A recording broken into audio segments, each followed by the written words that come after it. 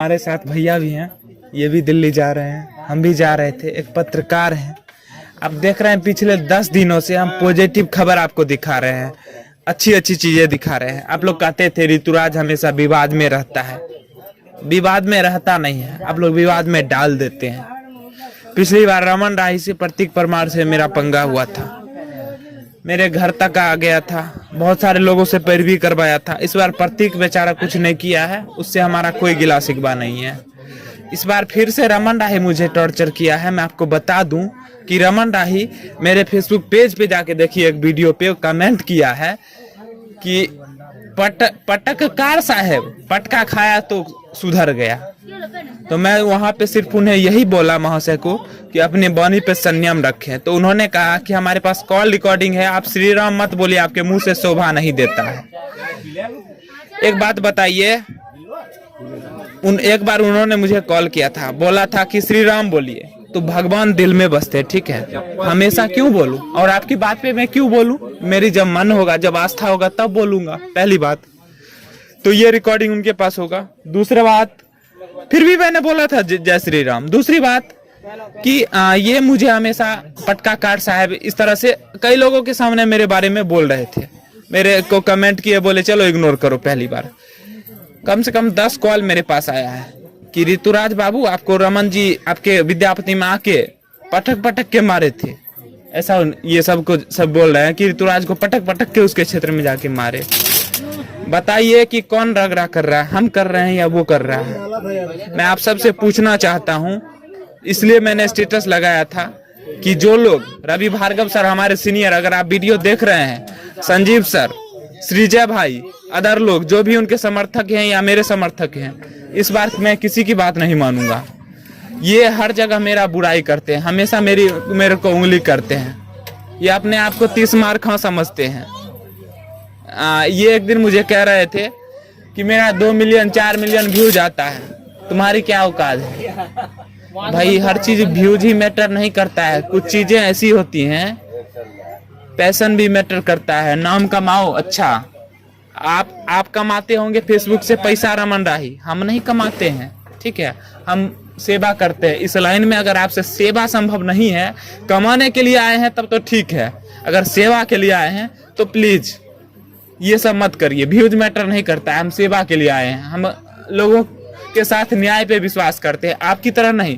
कल महाशय गए थे कर्पूरी ग्राम, एक बच्चे का इंटरव्यू ले रहे थे, उससे पूछे कि एग्जाम कैसा गया, तो वो बोला अच्छा गया।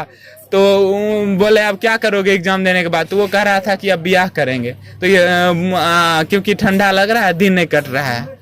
उस समय अगर ये एक अच्छा पत्रकार होते तो उसको थप्पड़ से मारते और उसका मुंह से ब्लड गिरा देते, नहीं तो उसे डांटते कि ऐसा तुमने क्यों किया। लेकिन ये भी मौज ले रहे थे, हंस रहे थे। तो क्या ये हमारे देश को बदलेंगे? चौथा स्तंभ कहलाते हैं।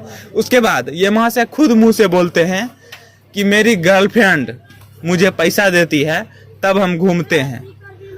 तो हम आपकी तरह नहीं है कि किसी लड़की के पैसे पे अय्याशी करें, ये आपका नेचर है, ठीक है, हम उस तरह के व्यक्तित्व के व्यक्ति ही नहीं हैं, ठीक है। तो इन चीजों पे मुझे नहीं जाना है, ये आपका मैटर है, जानो आप क्या करते हैं नहीं करते हैं, लेकिन मुझे प्लीज बार बार उंगली ना करें।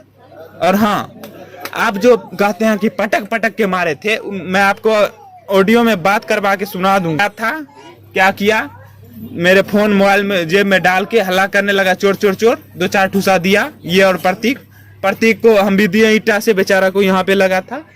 उन बातों को इग्नोर करिए, उस पे नहीं जाना है। उसके बाद ये लोग के साथ थाना पे गए, बड़ा बाबू थे नहीं, इसका FIR हुआ नहीं।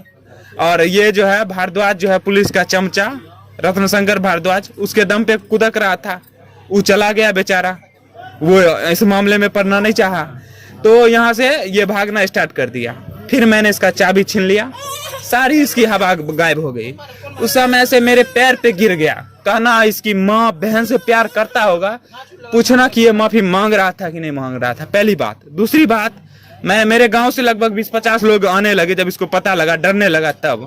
उसके बाद ये कह रहा था कि मैं भाई प्रैंक कर रहा था, मैंने प्रैंक किया था, मैं तुम्हें नहीं बताया ताकि बुरा ना लगे। तभी मैंने आपको सोशल मीडिया पे आके बोला था कि हाँ ये प्रैंक किया था इसलिए इसको माफ कर दिया। मेरा भाई को भी, नीतीश मेरे बड़े भैया हैं, वो भी आए थे, मेरे बड़े भैया संदीप भैया आए थे, पद्माकर लाला जी आए थे, सबके सामने यही बोला है ये बंदा कि हम लोग प्रैंक कर रहे थे सोशल अवेयरनेस के लिए। आजकल ऐसा भी होता है कि लोग किसी को बेवजह चोर का इल्जाम लगा देते हैं, तो इस तरह का हम प्रैंक कर रहे थे। ये बात बोल के ये माफी मांगा था, ठीक है।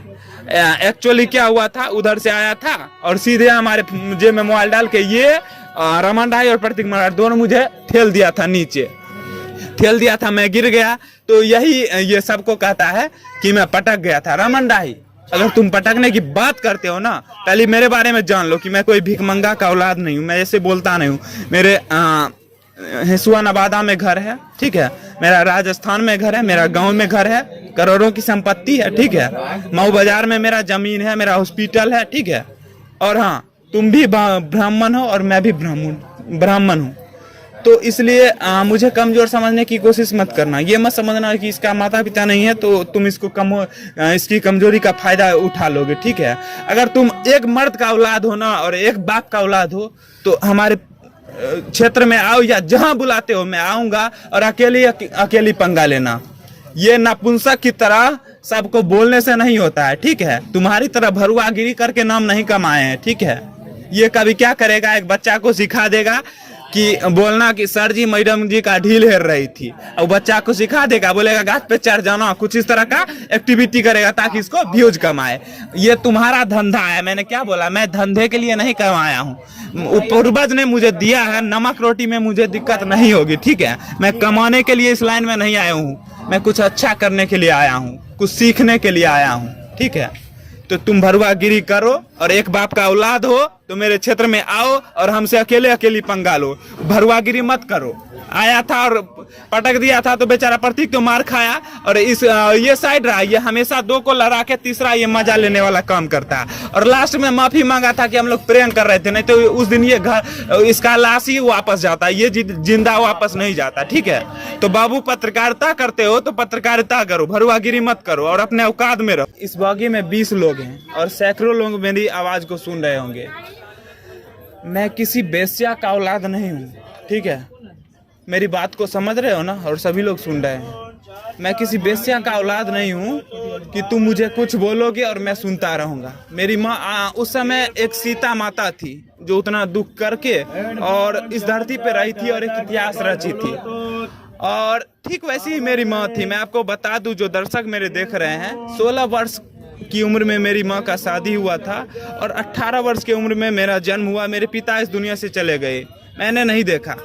कोई ऐसी 18 वर्ष की लड़की होगी जो अपने एक बच्चे को, जिसका जन्म भी नहीं हुआ है, ये भी पता नहीं कि ये बच्चा जिंदा रहेगा या इस दुनिया से चला जाएगा, उस बच्चे के चलते अपना सारा उम्र गुजार दिया। और मैं आपको बता दूं, जब मैं 14 साल का था मेरी माँ इस दुनिया से विदा हो गई। कैंसर की मरीज थी, बहुत पैसे लगे, नहीं बची। तो मैं एक ऐसी पतिव्रता नारी का पुत्र हूँ जो मुझे अंदर से हिम्मत देता है। और मेरी माँ को मैंने देखा है, आज हमारे घर में भी और सबके घर में गैस चूल्हा है, लेकिन उस समय मेरे घर में गैस चूल्हा नहीं था। मेरी माँ कागज पे और लकड़ी पे दूध गर्म करके मुझे पिलाई है, ठीक है ना। बड़ी मेहनत करके मेरी माँ ने मुझे पाला है और मुझे हिम्मत दिया है, क्योंकि मेरी माँ मरी थी 14 साल में, बहुत कुछ सिखा के गई है। और उसने मुझे कहा था कि तुम्हारी जिंदगी भी चले जाए तो कोई दिक्कत नहीं है, लेकिन समाज में कुछ अच्छा मैसेज करना, अपने पिता का, अपने माता का नाम रोशन करना, ठीक है। मेरे माँ लगभग 16 साल अपने ससुराल में रही, शादी से लेके मेरा एज तक, जब तक वो उस दुनिया में रही।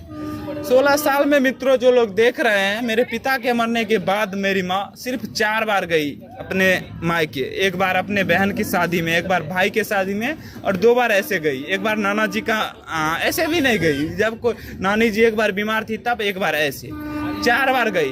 वो भी पता है कैसे, हमारे भाई के, हमारे चाचा जी साथ में जाते थे, हमारे बड़ा भैया साथ में जाता था, और अपने पिता का और मेरे बड़े पापा जो कि मुझे पालते हैं, रामविलास चौधरी जी, उनका इज्जत के लिए अपनी सारा जवानी ससुराल में गुजार दी और दुख काट के, और इस दुनिया से चली गई एक इतिहास रच के।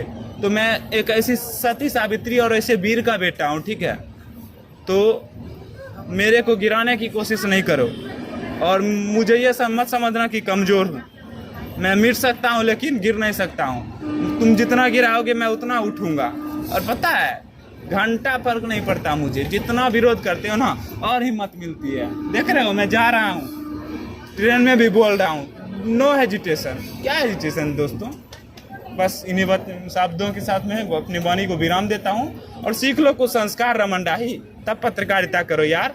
ये सेवा है, क्या बोलता हूँ, बार बार मैं बोलता हूँ। कोई भी पद जो होता है ना, जिसमें कि लोग आपकी बातों को फॉलो करते हैं, आपको समझते हैं। मैंने अपनी मेहनत से अपना नाम कमाया है, भरुआगिरी करके नहीं। लोग मुझे यार फॉलो करते हैं यार, समझो मेरी बातों को। इतनी आसानी से तुम मुझे नहीं मिटा सकते हो। मेरे भी समर्थक हैं, लेकिन मैं घमंड नहीं करता हूँ। तुम घमंड करते हो। तुम्हें अपना घर चलाना है मीडिया का कमाई से, मुझे नहीं। बस